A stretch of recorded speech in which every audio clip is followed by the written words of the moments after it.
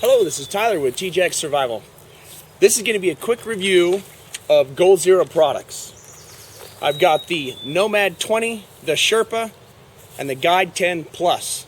Little guy right there. I got all this stuff from getpreparedstuff.com. So stay tuned.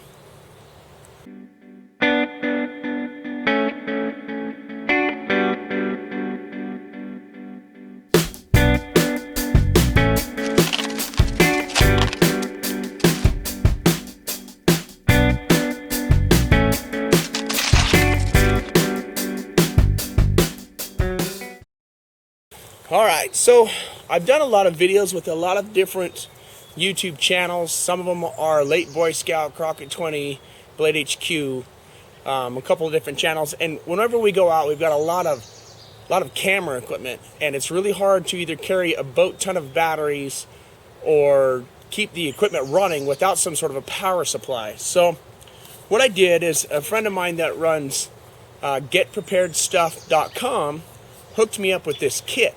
And I believe that it's the ideal backcountry extended time power supply kit. So I'm going to review it for you real quick. One thing that he gave me before I get into the solar panel that I really like is this little Goal Zero lamp. I hate that I can't remember the name of it. The Lighthouse 250. One thing that's really cool about it is if you don't even have your panels, you can still charge it. And as you're spinning this, you should be able to see these little guys light up. You can tell my battery power should be fairly high right now. So one of the things that I like is it has a little way to hang it from a tree so that it can dissipate light. It also has these little drop down legs so I can just set it on the ground, which is really nice inside of a tent. Another good thing about it is it's chargeable with a USB port, which all the Goal Zero equipment has, and so does a computer. There's plenty of little USB devices that'll plug into walls that your cell phones come with. It's just a really handy way to charge it.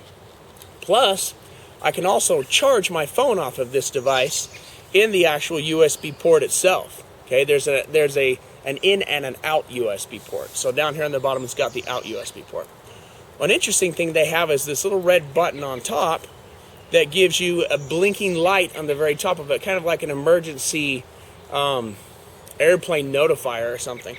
And I know that these are all LEDs, so they're going to run for a very extended amount of time. You'll have I don't know, maybe a few nights worth of constant light that you can use as an emergency to either broadcast your position or whatever is needed.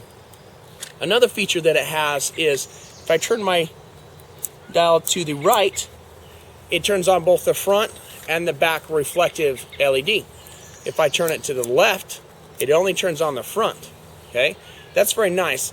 I have a very large 8-man teepee from Seek Outside, and when you've got that many people, sometimes people are sleeping and other people are messing with stuff, and it's nice to set it down and have a directional light that I can use that doesn't shine right in other people's faces.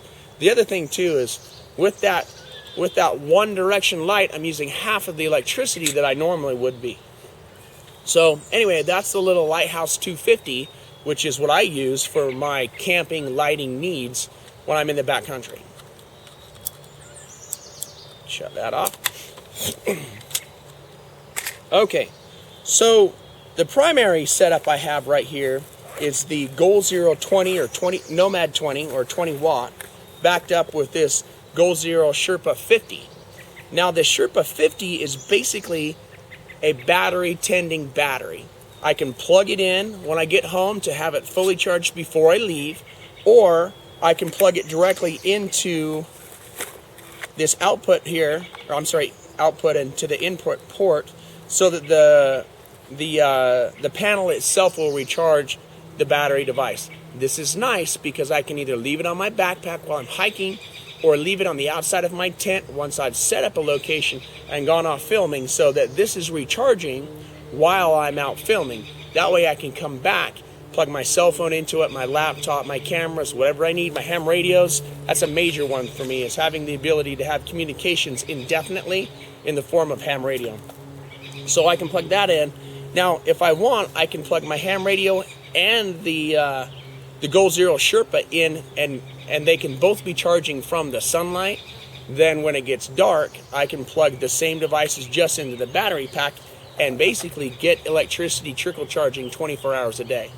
Now, if you've got so much equipment, like 5 cameras and ham radios and all sorts of stuff, you can daisy chain these together. So you can just get more of these Goal Zeros that you just put together in links.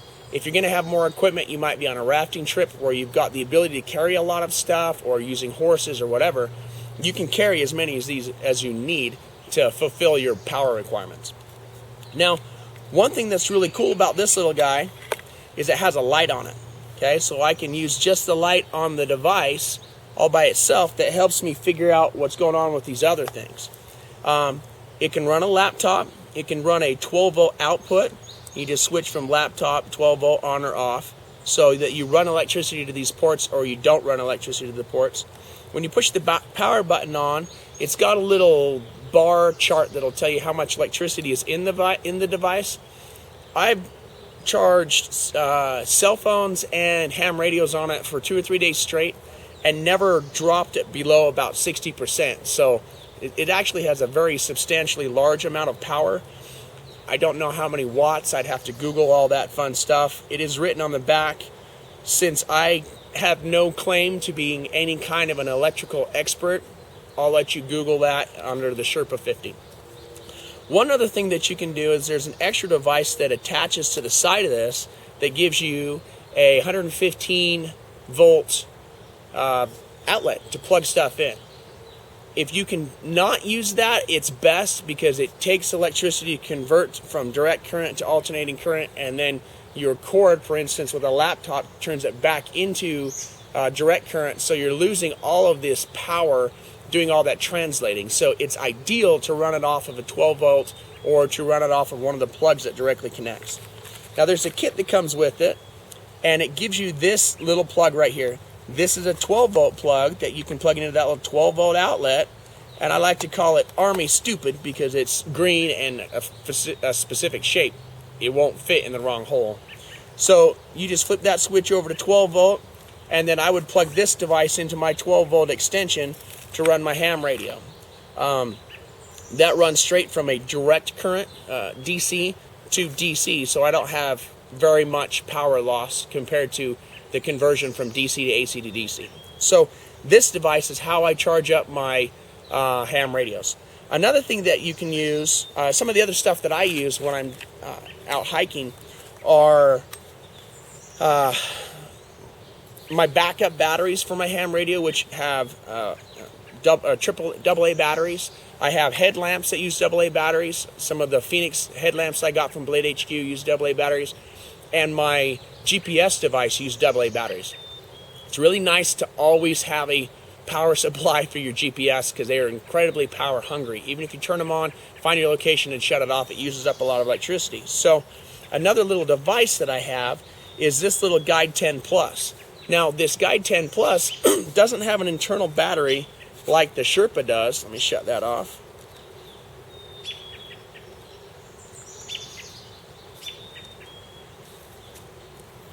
But what it does have is the option of doing AAA or AA. You just add a little insert to do the AAA, pull that insert out to do the AA, and it comes with its own batteries that you can recharge. What's nice is I can leave this in being charged by the sun, or even being charged by my Goal Zero Sherpa 50 to charge up these AA batteries.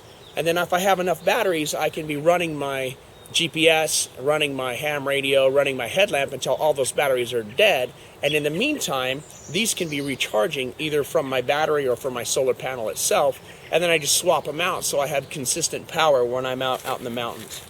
So as you can see in my kit, I have the batteries that are in here that have been charged, and I've actually charged these all up at home with the USB port. And it's good to leave with everything as topped up as possible. So that way I can use these batteries and then swap them and recharge them while I'm using the other batteries and have power indefinitely. This one also has a light right here. It has a USB port, USB input, and a small solar input. I have I think it's called the Nomad. It's a small hiking 2-panel Goal Zero. I got that a long time ago. That's what I initially ran this off of. Another thing I didn't mention earlier on the Sherpa 50 is they have these little wires to hang them that come out. It's on the back of them. This is nice because while the solar panel is charging these, they get heated up just a little bit. So you don't want to like stick them in your sleeping bag or something. You want them out where the air can hit them and keep them cool because they are recharging the batteries. If I recall correctly, and don't quote me, they're nickel metal hydride batteries. So they warm up a little bit as you're using them. Evidently, I flipped the switch to turn the light on and killed the battery power in this one, so we'll recharge that later. All right, so the hookups for these, this is really nice because I can charge my Sherpa from my car as I'm driving to make sure that it's totally charged up before I get in the mountains, and then get rid of this and charge the Sherpa from the solar panel itself, which gives me options. So it's nice to have all these little connectivity parts. Now on this, it's labeled. It says USB output, solar port for chaining, solar port for power, and port solar. So this is the little baby retro version of the charger that I would charge into this little one so that I can charge both of them at the same time. So you have the ability to charge both the big one and the little one all at the same time. Now, I could plug in the Sherpa, the Guide 10, a cell phone, and whatever else, and daisy chain it all together at the same time if needed.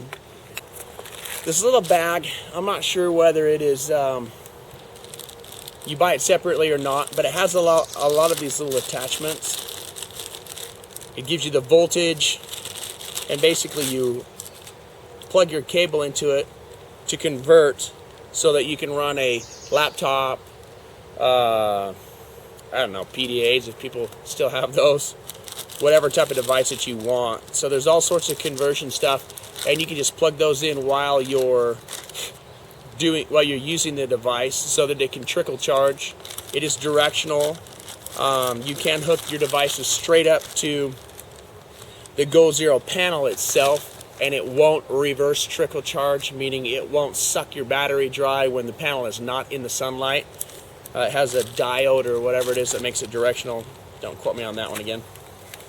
So one thing that I like to do is just to leave the devices that are being charged right in the sack like this.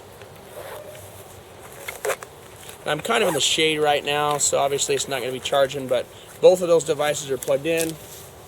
I can just hold that out, and even right here, it's just that much sunlight turns this light on in the back.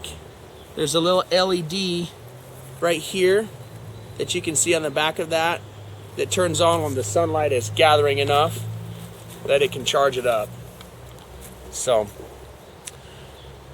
one other thing that they did on this version of it is they added these hooks, which are really nice, so that I can put it on my backpack so that it's charging stuff while I'm walking, or I can hang it from a tree or hang it on the side of my tent, and that gives me the ability to leave it in a place that's got sun till noon and swap it to the other side and get sun there as well. One thing you can do is just aim it to the south, just tilt it like this and wrap it around a little bit, and what'll happen is it'll rise in the east, it'll come around, set in the west, and all the panels will be consistently charging all day long. I did an unconventional warfare course with the military, and that was a big issue. I would go out for these big amounts of time, and a few hours later a tree would cast a shadow on my solar panel, and I wasn't even getting my cell phone charged. Granted, it was not a Goal Zero at the time. It was one of those little flower twisty ones. Anyway, moral of the story, I didn't get this stuff charged up. So again, if you stick it on a tree stump or something with just a little bit of a tilt, you'll get the sun on your panel all day long. All right. Overall, these are awesome. I love them. I use them all the time. I've used this for a couple of the videos I've done with Blade HQ recently. We did the rafting video. I think I had this on the winter bug out video as well. But they're great. You can just turn it in, and it's indefinite amounts of power supply as long as you've got sun, especially here in the desert. Even in the winter, as long as you've got sun or even overcast, you've got electricity. So check these out at getpreparedstuff.com.